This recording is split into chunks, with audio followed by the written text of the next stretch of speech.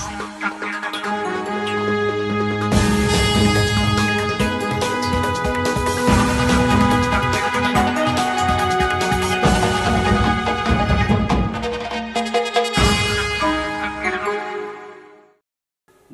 नमस्कार।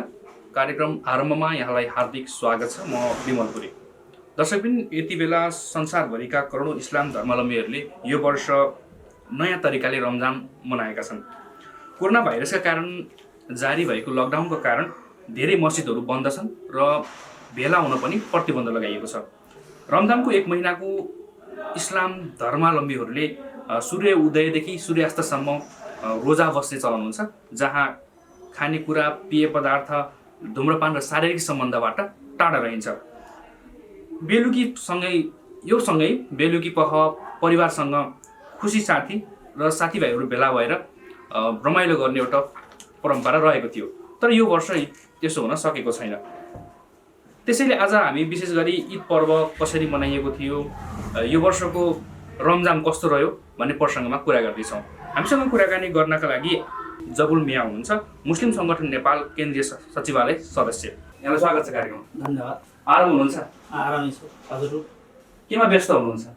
अहिले खासै व्यस्तता छैन भन्दा पनि हुन्छ, किन भन्दा लकडाउनको कारणले घरमा बस्ने सामान्य रूपले अब अगल बगलमा छरछिमेकमा अब केही समन्वयकारी भूमिकाहरू निभाउने अब लकडाउनको अवस्था छ, त्यही हिसाबले नै अहिले त्यति व्यस्तता चाहिँ छैन। किन भन्दा पार्टीका कार्यक्रमहरू छैन, अनि सङ्गठनको कार्यक्रमहरू सबै स्थगित भएको अवस्था हो, अनि त्यसले गर्दा त्यति व्यस्तता चाहिँ अहिले छैन।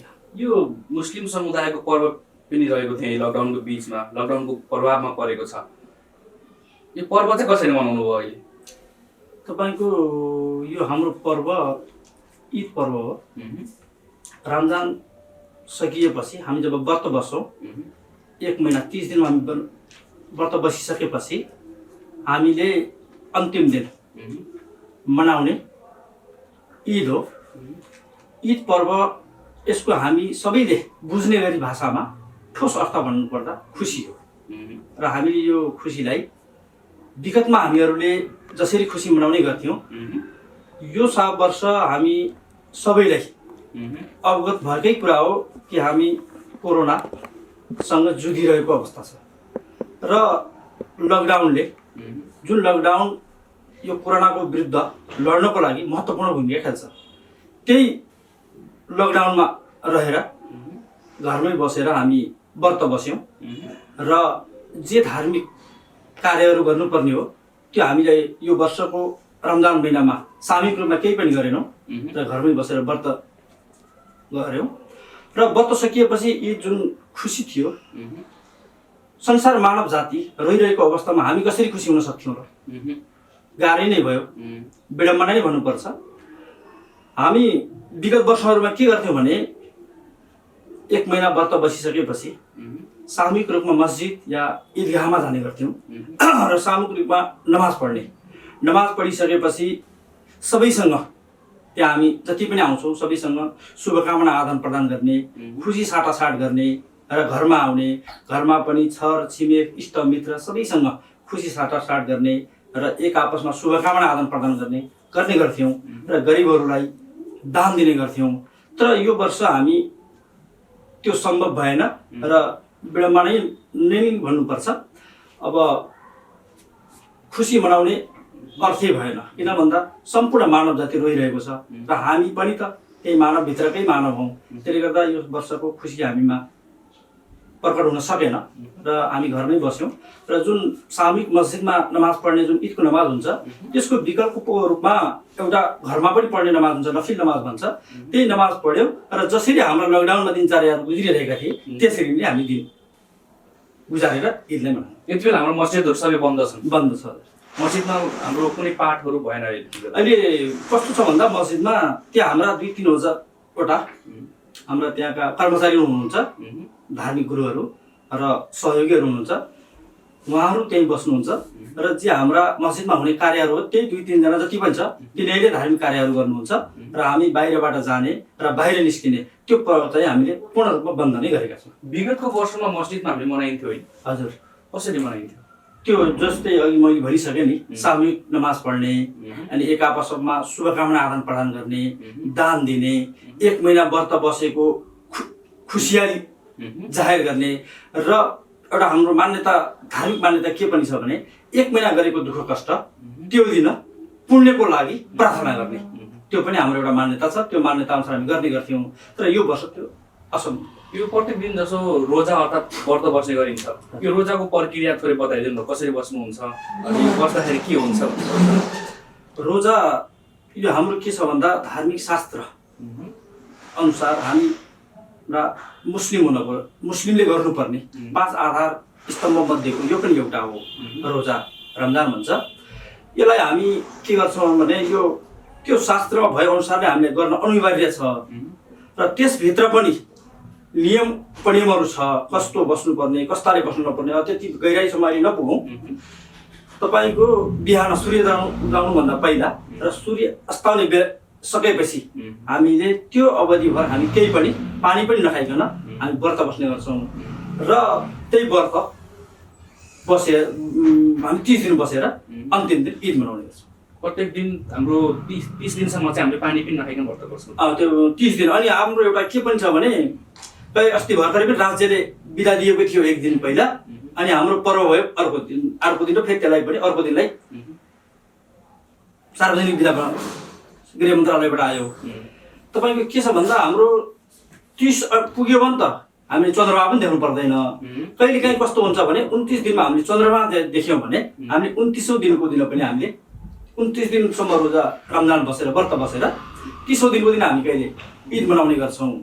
तर हामी त्यो यदि चन्द्रमा देखिएन भने 30 रमजानलाई पुरा गरेर अनि अर्को दिन हामीले ईद मनाउने गर्छौँ। अर्थात् चन्द्रमाको आधारमा 29 दिनको लागि हामी चन्द्रमाको आधार गर्छौँ। 30 दिनको लागि हाम्रो अब त्यो धर्मशास्त्रले नै मान्यता अनुसार नै हामी त्यो 30 दिनको लागि 30 दिन पुरा गरेपछि हामी ईद मनाउने गर्छौँ। ईद चाहिँ कसरी मनाउनु भयो? ईद यो वर्षको ईद त घरमै बसियो। हामीले जुन सामूहिक रूपमा मस्जिदमा पढ्ने नमाज हुन्छ नि, त्यसको विकल्पमा एउटा नफिल नमाज भन्ने घरै एक्लै पनि पढ्न सकिने एउटा नमाज हुन्छ विकल्पको रूपमा, त्यही नमाज पढ्यौँ, घरमै बस्यौँ। जसरी लकडाउनमा हाम्रा त्यो हिजोका दिनचर्याहरू थिए नि त्यसरी नै दिनचर्या गयो। हामीले अब शुभकामना आदान प्रदान, साथीभाइ इष्टमित्र भेटघाट यो सब केही पनि हुन सक्छ। एउटा सहयोग गर्ने चलन पनि हुन्छ नि, साँझमा सामूहिक भोजन गर्ने कार्यक्रम पनि हुन्छ। यो वर्ष चाहिँ कस्तो रह्यो? यो तपाईँले भने जस्तै हामी के गर्थ्यौँ भने विगत वर्षहरूमा सामूहिक रूपमा प्रत्येक घरबाट व्रत खोल्नको लागि सामूहिक भोजनहरू हामी त्यहाँ मस्जिदमा लगेर जम्मा गर्थ्यौँ, र हामीहरू पनि र कोही बाहिरबाट आएका पाहुनाहरू पनि हुन्छ नि, ती पाहुनाहरू सहित बसेर त्यो सबै परिकारहरू जुन जुटाएको हुन्छ सामूहिक रूपको, त्यसलाई सबैलाई बाँडफाँड गरिकन त्यसलाई हामी सबैले व्रत खोल्ने गर्थ्यौँ। अब यो वर्ष त तपाईँको अब लकडाउन पनि भयो, अब त्यो सामूहिक भेटघाट हुने सम्भावना पनि रहेन यो कोरोनाले गर्दाखेरि। अनि अहिले त्यो परिस्थिति रहेन। अहिले हामी घरमै बनायौँ र घरमै खायौँ, अब घरमै व्रत खोल्यौँ, र हामी अहिले मस्जिदमा सामूहिक भोजनहरू पठाउने, अनि त्यहाँ जाने आउने भेटभाड गर्ने हाम्रो केही पनि भएन। सम्झिनुहोस् हाम्रो बन्दै भएको थियो, बन्दै भएको छ र बन्दै भएको छ। अब त्यहाँ मैले अघि भने जस्तै त्यही 2-3 जना त्यहीँ बस्ने, त्यहाँ आफ्नो कार्य गर्ने, यसरी नै हामीले मस्जिदहरू। यो बेलाको सम्म तपाईँ आफै पनि मुस्लिम सङ्गठनमा पनि हुनुहुन्छ, यो सङ्गठनले चाहिँ को भूमिका चाहिँ कस्तो रह्यो यो बिचमा अहिलेको पछिल्लो चरणमा? यो सङ्गठनको भूमिका तपाईँको के रह्यो भने यो सङ्गठन तपाईँलाई प्रष्ट रूपमा भन्दाखेरि यो राजनीतिक सङ्गठन हो। मुस्लिम सङ्गठन भनेको राजनीतिक सङ्गठन हो। नेकपाको जनवर्गीय सङ्गठन, जस्तै अरू जनवर्गीय सङ्गठन छ नि पार्टीको, ती सङ्गठन मध्येको यो पनि एउटा तपाईँको जनवर्गीय सङ्गठन हो। यो सङ्गठनले भूमिका के खेल्यो भन्दाखेरि राज्यले ल्याएका कोरोना विरुद्धका जुन किसिमका कार्यक्रम पनि लकडाउनदेखि लिएर चेतनामूलक कार्यक्रमहरूसम्म, चेतनामूलक कार्यक्रम सबै कार्यक्रममा यसले भूमिका खेल्यो। अनि अर्को कुरा जस्तै हाम्रो ईदको 2-3 दिन पहिला एउटा विज्ञप्ति पनि निकाल्यो, यो वर्ष हामीले नयाँ कपडा कसैले पनि नकिने, सामान्य रूपले ईद घरमै बसेर मनाउने। अनि बचेको त्यस्तो पैसाहरू हुन्छ जुन नयाँ कपडाहरू किन्ने हाम्रो फेरि चलन हुन्छ वर्षमा एकचोटि किन्न सकेसम्म नयाँ कपडा किनौँ भन्ने हुन्छ किन्नुपर्छ भन्ने छ किन्छौँ भने यो वर्ष चाहिँ कसैले हामी किन्दा पनि किनेनौँ र हाम्रो सङ्गठनले त्यसको बारेमा विज्ञप्ति नै निकालेर अब यो चाहिँ हामीले कहिले पनि मतलब यो वर्षको ईदमा हामीले नयाँ कपडा नकिनौँ त्यो पैसा बराबर बरु गरिब दिन दुखीलाई यो अवस्थामा सहयोग गरौँ भन्ने एउटा विज्ञप्ति पनि निकाले र यही राज्यले ल्याएका तपाईँको कोरोना विरुद्धका कार्यक्रमहरूमा आफ्नो ठाउँबाट अब त्यसलाई चाहिँ पालना गर्नुपर्छ भन्ने भूमिका चाहिँ निर्वाह गर्दै आयो। अहिले सहयोग गर्नुभयो त त्यसको हामीले जुन आफूले खरिद गर्ने कपडाहरूको विषय थियो हजुर हजुर हामीले चाहिँ अहिले सहयोग गर्ने त्यो भयो अहिले आफ्नो ठाउँबाट जस्तै मैले के कति गरेँ मेरा साथीहरूले पनि के कति गर्नुभयो त्यो त हामीले गऱ्यौँ आफ्नो ठाउँमा जहाँ गरिबी दिन दुखी छ त्यो हामीले आफूले सम्भव भएसम्मको र अब त्यस्तो अवस्था देखिएको सम्ममा हामीले गऱ्यौँ। तपाईँहरूलाई चाहिँ त्यो समस्या नपर्ला तर मुस्लिमभित्र पनि आर्थिक रूपमा अलिकति समस्या पीडामा रहेका मानिसहरू पनि हुनुहुन्छ त्यो समुदायको मानिसहरूको लागि चाहिँ यो सङ्गठनले कस्तो भूमिका खेल्यो कस्तो सहयोग प्रदान गर्यो? त्यही तपाईँ के छ भन्दा हाम्रो यो सङ्गठनले अब सङ्गठनकै हिसाबले प्रत्यक्ष सङ्गठन नै देखिने गरिकन कुनै पनि राहत कार्यक्रममा समावेश भएको त अवस्था होइन तर सङ्गठनभित्र रहेका हामी सम्पूर्ण सङ्गठनका साथीहरूले आफ्नो ठाउँमा तपाईँको जस्तै मैले बुटोलमा गरेँ होला अर्को साथीले कहीँ कपिलवस्तु गर्नुभयो होला अर्को साथीले कतै दाङमा गर्नुभयो होला गरेर राहत कार्यक्रममा अब हामी पनि राज्यले ल्याएका र स्थानीय सरकारहरूले गरेका राहत प्याकेज कार्यक्रमहरूमा अब सहभागिता रहेको कुरा तपाईँको मिडियामा जानकारी गराउँ। यो विशेष गरी एउटा यो पर्वको बेलामा सबैजना एकै ठाउँ भेला भएर रमाउने समय पनि हो। लकडाउनले गर्दाखेरि आफन्तहरू आउने जाने क्रम पनि रोकियो या बाहिर भएको मान्छेहरू बाहिरै रोकिनु भयो। उहाँहरूसँग बाहिर भएको मानिसहरूसँग चाहिँ आफ्ना सुखहरू आफ्नो खुसीहरू चाहिँ कसरी साटासाट गर्नुभयो? अब अहिले तपाईँको पहिला त सामाजिक सञ्जाल भयो सञ्चार माध्यम भयो त्यहीबाट बाहिर भएका साथीभाइले फोन म्यासेज अब यसैबाट अब यस्तै छ समस्या परिस्थिति विश्व परिस्थिति यस्तो छ नआत्तिनु आफ्नो ठाउँमा सेफ रहनु समय परिस्थिति सही भएपछि सबै ठिक हुन्छ पहिला आफू पनि बस्नु अरूलाई पनि बचाउने सोचका साथ तपाईँहरू हेर्दै गरेर आफ्नो ठाउँमा बस्नु भन्ने कुराहरू त्यही समन्वय हुने कुरा भयो।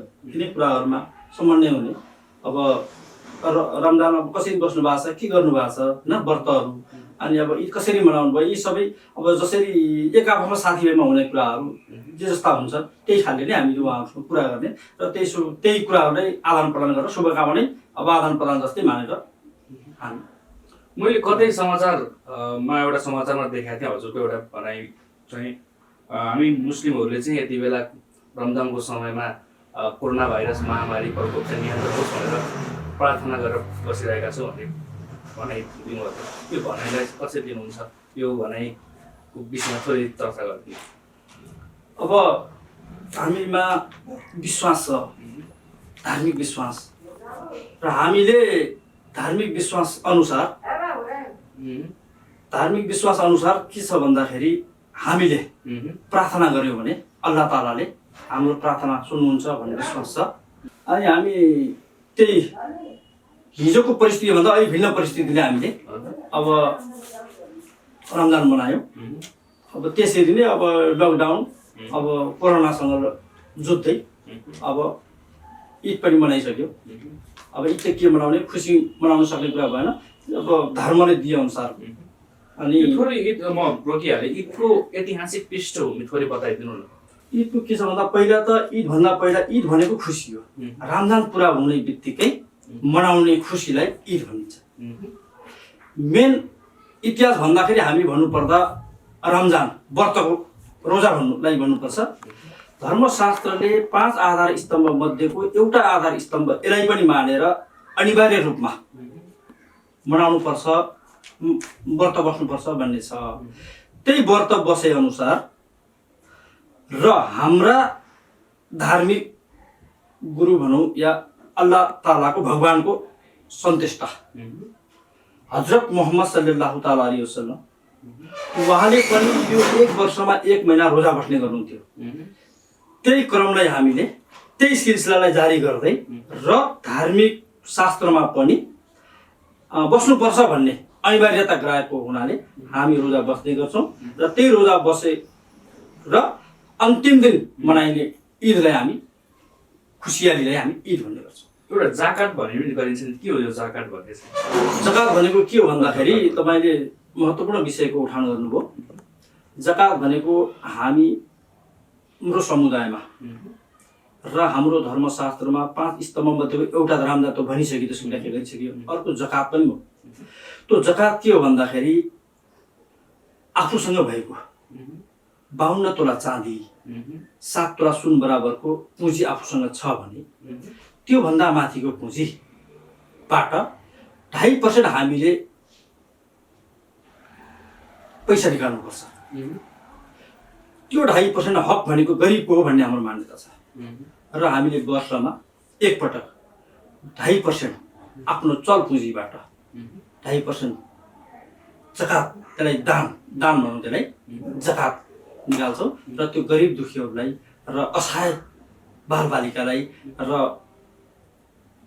वृद्धाश्रमहरूमा सब हामीले त्यो पैसाहरूलाई सहयोग गर्ने गर्छौँ। त्यो यसलाई यो वर्ष चाहिँ कति कार्यान्वयन गर्नुभएको छ? यो वर्ष त अहिले जुन लकडाउनले पनि असर पारेको छ, कार्यान्वयन गर्न पनि समस्या छ होला। यो वर्षको कार्यान्वयनको अवस्था कस्तो रह्यो? यो वर्ष के हो भन्दाखेरि हिसाब पनि गऱ्यौँ र यसमा जकात त एउटा पाटो भयो। हामी केही साथीहरूले हामी जकात निकाल्छौँ, केही हामीले जकात नभन्ने एउटा दानको स्वरूपबाट निकाल्ने इम्दाद भन्ने रकम हुन्छ। आफूले आफ्नो ठाउँमा सकेसम्म निकालेर आफूले चिने जानेका र आफूलाई थाहा भए अनुसारका लाई हामीले अहिले पनि केही आफ्नो आफ्नो ठाउँबाट हामी सहयोग गऱ्यौँ।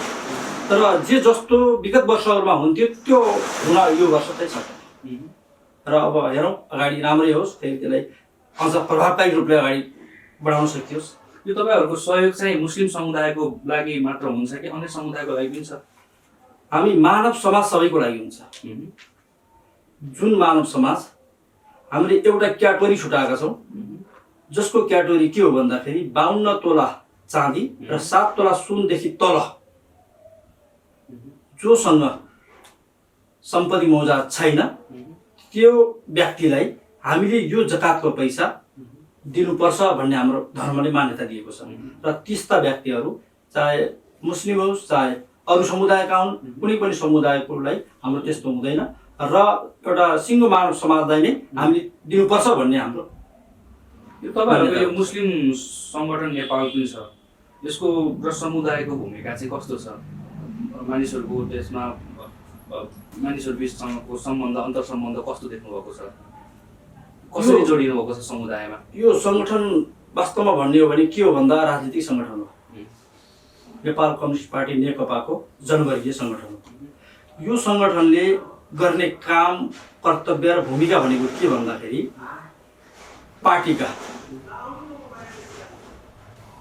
समुदायका हक अधिकारलाई आत्मसात गर्दै पार्टीका नीति निर्देशन र विचारलाई समुदायसम्म पुर्याउने र समुदायलाई पनि सङ्गठित गर्ने काम गर्दछ र सङ्गठनको सवाललाई लिएर सङ्गठनका हक अधिकारका कुरा पार्टीमा पुगिने, पार्टीमै छलफल गराएर राज्यका सम्बन्धित निकायमा पुर्याउने काममा यसले महत्त्वपूर्ण भूमिका छ।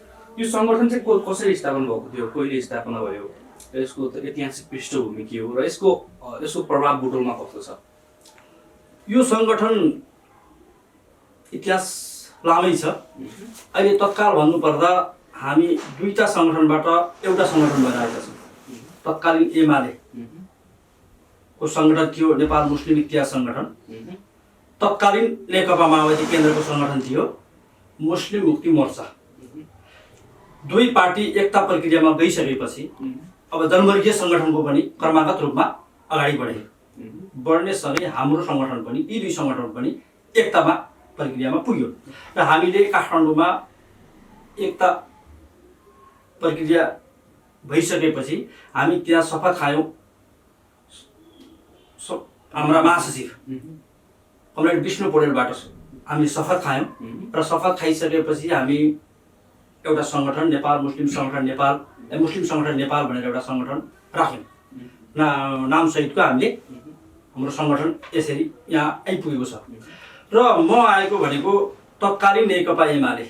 अब इतिहास भन्नुपर्दा त म त आफ्नो फाँटबाट जानु पऱ्यो, आफ्नो पृष्ठभूमिबाट जानु पऱ्यो। तत्कालीन नेकपा एमालेको जनवर्गीय सङ्गठन नेपाल मुस्लिम इतिहास सङ्गठनको बाट म आएर अहिले यो एकीकरण भइसकेपछि मुस्लिम सङ्गठन नेपालको सचिवालय सदस्यमा छु। नेपाल मुस्लिम इतिहास सङ्गठनको इतिहास भन्नुपर्छ 2046 सालमा हाम्रो आदरणीय मुस्लिम नेता हुनुहुन्छ कमरेड नजिर मिया। उहाँ अहिले पार्टी केन्द्रीय कमिटी सदस्य, अर्घाखाँची जिल्ला इन्चार्ज। त्यसपछि आएर यस हाम्रो सङ्गठनको अहिलेको यो हाम्रो सङ्गठनको मुस्लिम सङ्गठन नेपालको संरक्षक पनि हुनुहुन्छ उहाँ। र पहिलो संविधान सभा चुनावबाट सभासद पनि हुनुहुन्छ। उहाँले 46 सालमा सानो समूह लिएर मुस्लिम एकता भनेर एउटा आवाज लिएर हिँड्नुभयो। एउटा सङ्गठन विस्तार गर्ने हिसाबले हामी पनि अब एकता हुनुपर्छ है, मुस्लिम समुदाय पनि भन्ने हिसाबले उहाँ हिँड्नुभयो। उहाँ हिँडेको सँगसँगै पछि 2048 सालमा आइसकेपछि यो सङ्गठनको नाम चाहिँ नेपाल मुस्लिम सङ्घ भनेर नेपाल मुस्लिम इतिहास सङ्घ भनेर रह्यो। नेपाल मुस्लिम इतिहास सङ्घ भनेर रह्यो। र त्यो सँगसँगै आउँदा उहाँ हुनुभयो, सलिम मिया अन्सारी हुनुभयो, महमुद आलम हुनुभयो। महत्त्वपूर्ण भूमिका भनेको नजिर मिया जो संस्थापक पनि हुनुहुन्छ हाम्रो सङ्गठनको। उहाँले 48 सालमा मुस्लिम इतिहास सङ्घ भनेर ल्याउनु भएको थियो। त्यसपछि पार्टीका साथीहरूले सहयोगको भूमिका गर्नुभयो र हाम्रा अग्रज नेताहरूले पनि त्यसरी नै अगाडि भूमिका गरेर सङ्गठनलाई 55 सालतिर आइसकेपछि नेपाल मुस्लिम इतिहास सङ्गठन भनेर नामाकरण गर्नुभयो। र उहाँहरूले यति मेहनतका साथ यो सङ्गठनलाई अगाडि बढाउनु भयो कि समुदायको जहाँ पनि पहुँच छ त्यहाँसम्म यो सङ्गठनलाई विस्तार गर्ने काम गर्नुभयो। र यो सङ्गठनलाई विस्तार गर्दै गर्दै आउने क्रममा धेरै उतार चढावका साथ हाम्रा कमरेड नजिर मियाले धेरै नै मेहनत साथ यो सङ्गठनलाई अगाडि बढाउनु भएको थियो। उहाँलाई साथ दिनुहुने सलिम मिया अन्सारी हैन, तपाईँको आएर महमुद आलम, त्यसपछि सिराज फारुकी लगायत थुप्रै साथीहरू हुनुहुन्छ। उहाँहरू सबैले चाहिँ यहाँसम्म ल्याइसक्नुभयो 55 सालदेखि यता आइसकेपछि। र सङ्गठन तीव्र रूपमा अगाडि बढिरहेको थियो। र यो सङ्गठनले पार्टीले राज्यलाई आवश्यकता पर्दा राष्ट्रियता र जनताको लागि गरिने, चाहे त्यो 62-63 आन्दोलन होस्, चाहे कुनै पनि आन्दोलनमा सहभागिता जनाएको छ यो सङ्गठनले। किन भन्दा जनवर्गीय सङ्गठन पनि हो र हक अधिकारको लागि हामी आफै पनि उठ्नुपर्छ भन्ने मान्यता राख्ने सङ्गठन पर्यो। त्यसले गर्दाखेरि अनि आएर त्यो भूमिका खेल्दै आयो। र अब पार्टी एकता भइसकेपछि दुवै सङ्गठन एकै ठाउँमा भए र त्यो दुईटा सङ्गठन एकै ठाउँमा गई एकता भइसकेपछि सङ्गठनको नाम मुस्लिम सङ्गठन नेपाल रह्यो। र अहिले यसको संयोजक चाहिँ हाम्रा कमरेड सिराज फारुकी कपिल बस्तु हुनुहुन्छ र सहसंयोजक हुनुहुन्छ तपाईँको अतर हुसेन। र हामी त्यो शपथ खाएर सचिवालयको पहिलो बैठकबाट कामको बाँडफाँड हामी विभाजन गरिसकेका थियौँ, कार्य विभाजन भइसकेको थियो। र हामी प्रदेश कमिटीहरूसम्ममा शपथ खाउने कार्य भएको थियो। र अब हामी जिल्लासम्म केही एकाध जिल्लाले शपथ पनि खाइसकेको छ। र अब जिल्ला, नगर, वार्ड अनि यहाँ तपाईँको टोल जहाँ समुदायको पहुँच छ अधिराज्यभर नेपालमा जहाँ पनि पहुँच यो सङ्गठनलाई विस्तार गर्ने क्रममा अगाडि बढिरहेको थियो। र हामी प्रदेशसम्म टुङ्ग्याएर अब जिल्ला प्रवेश गर्ने स्थितिमा थियौँ। तर अब परिस्थिति आक्रान्त कोरोनाले गर्दाखेरि अहिले हाम्रा यी सबै सङ्गठनका कामहरू र सङ्गठनका कार्यक्रमहरू सबै स्थगित गरेका छौँ। र हामी अहिले अब राज्य र सरकारले अब दिएका नीति निर्देशन पालना गर्दै सबै आफ्नो ठाउँमा घरमै बसेर यो मुस्लिम तथा अल्पसङ्ख्यक उत्थान नगर समन्वय समितिको सदस्य पनि हुनुहुन्छ। यो समितिले के गर्छ खासमा र तपाईँहरूले चाहिँ के काम गरिरहनु भएको छ यो संस्था मार्फत? हाम्रो यो बुटोल उपनगर को मुस्लिम उत्थान जुन भइरहेको छ हजुर त्यो भर्खरै हामी गठन गरेका थियौँ। यो भर्खरै गठन गरेर यसको खास काम कर्तव्य के भन्दाखेरि पछाडि परेको हाम्रो समुदायलाई जनचेतनामूलक कार्यक्रमहरू ल्याएर ती समुदायलाई पनि अलिकति अगाडि बढाउने भूमिका खेल्नुपर्छ भन्ने उद्देश्यका साथ गठन गरिएको हो। र त्यसमा एउटा समुदाय मात्रै नभएर सबै तल परेका समुदायका हाम्रा साथीहरूलाई उत्थान गर्ने हिसाबले जनचेतना शिक्षाको वृद्धि सबै कुरामा अगाडि ल्याउनुपर्छ भन्ने उद्देश्यका साथ गठन कहिले भएको छ। र अहिले आएर के छ भन्दाखेरि तपाईँको हामीले गठन भएसँगै हामी बैठक बस्ने अवस्थामा पनि छैनौँ। यो तत्कालीन गठन भएको मतलब त्यही 4-5 महिना सेरोफेर, त्यही 4 या 5 महिनाको सेरोफेरमा हो। अब 2-3 महिना त यसै गइहाल्यो। अब केही गर्नुपर्छ भन्ने एउटा मनस्थिति भइरहेको बेलामा अब यो लकडाउन र यो आयो अनि अब समय परिस्थिति अनुसार अहिले त्यो त्यतिकै नै स्थगित भएको अवस्था छ। यो मुस्लिम समुदायको लागि एउटा महत्त्वपूर्ण तीर्थस्थलको रूपमा रहेको मक्का मदिना एउटा हज जाने तयारी पनि गरिन्छ। यो वर्ष चाहिँ के होला? यो वर्ष त्यहाँ पनि कर्फ्यूको स्थिति छ। हामी जहाँबाट गए पनि जाने भनेको मक्का हो र त्यहाँ कर्फ्यूको स्थिति छ र तपाईँको भिसा पनि दिएको छैन, उडानहरू पनि अहिले कुनै पनि चलेका छैन र अब यो सालको हज यात्रा चाहिँ स्थगितै हुन्छ जस्तो मलाई लाग्छ। र केही आफ्नो देशमा सीमित क्राइटेरिया तोकेर केही मान्छे आफ्नो गराउन सक्ला, तर बाहिरबाट त्यहाँ हज यात्री बोलाएर हज गर्ने मौका दिने अवस्था छ जस्तो मलाई लाग्छ। यसको खासमा महत्त्व के हो? हामीहरू किन यति धेरै नेपालबाट ठुलो सङ्ख्यामा हज यात्रा जाने गरिन्छ, विदेशबाट पनि दुनियाँ विश्वभरिबाट साउदी गइन्छ, यो किन गइन्छ? यसको पृष्ठभूमि के हो? यसको के छ भन्दाखेरि हामी इस्लाम धर्मावलम्बी मुस्लिमहरूको आस्था के छ भने हाम्रो एक अल्लाह, हामी एक गड, एक भगवान पुज्ने। त्यो काबा जुन छ नि, 7 चक्कर लगाउने तवाफ गर्ने हुन्छ त्यसलाई, त्यो हामी अल्लाहको घर मान्छौँ। त्यो अल्लाहको घर भएको हुनाले हामी त्यहाँ तवाफ गर्नुपर्छ। 7 चोटि हामी तवाफ गर्ने। अनि केही हाम्रा पहिलेका सन्तेष्टाहरू, अल्लाहका सन्तेष्टाहरू जुन नबीहरूले केही आफ्ना जीवनमा गरेका। म अब अन्त्यतिर पनि छु। विशेष गरी म थोरै धार्मिक एक आपसमा कति सम्बन्धित छ भन्ने विषय प्रसङ्ग मात्र जोड्न खोजिरहेको छु। तपाईँहरूले चन्द्रमाको पूजा गर्ने प्रसङ्ग भयो, सूर्यको पूजा गर्ने प्रसङ्ग भयो, या यसैसँग रिलेट गरेर अन्य धर्ममा, हिन्दूको धर्ममा पनि चन्द्रमाकै पूजा गरिन्छ। यी धर्महरू बिचमा अन्तर सम्बन्धित कति छ होला? यस्तो छ, मैले तपाईँलाई अघि नै भनिसकेँ, हामीले पुज्ने भनेको एक अल्लाह। अरू सबै चन्द्रमा, तारा भनौँ, पानी भनौँ, आगो भनौँ, सब चिज जे पनि चिज छ, जति पनि हामी भन्छौँ, ती सबै अल्लाहले उत्पत्ति मानवको लागि भनेर गरेको वस्तु हुन् भन्ने कुरा हाम्रो शास्त्रले त्यसरी भनेको छ र हामी त्यही मान्यता अनुसार नै हामी धर्मलाई मान्ने गरेका छौँ। अन्त्यमा केही भन्न चाहनुहुन्छ? धन्यवाद। तपाईँ र तपाईँको मिडिया, टेलिभिजन मिडिया मार्फत मलाई बोलाएर मेरा 2 शब्द भन्ने मौका दिनुभएकोमा र धेरै धेरै धन्यवाद दिन चाहन्छु यो सरकार र यो सरकारको प्रतिनिधित्व गर्नुहुने सम्माननीय प्रधानमन्त्रीज्यूलाई, जो आज लिपुलेक, कालापानी, महाकाली नदीलाई समावेश गरी, आफ्नो भूमिलाई समावेश गरी एउटा नक्सा जारी गर्नुभएको छ र दृढताका साथ उभिनु भएको छ। यस मानेमा धेरै धेरै धन्यवाद प्रधानमन्त्री केपी ओलीज्यूलाई।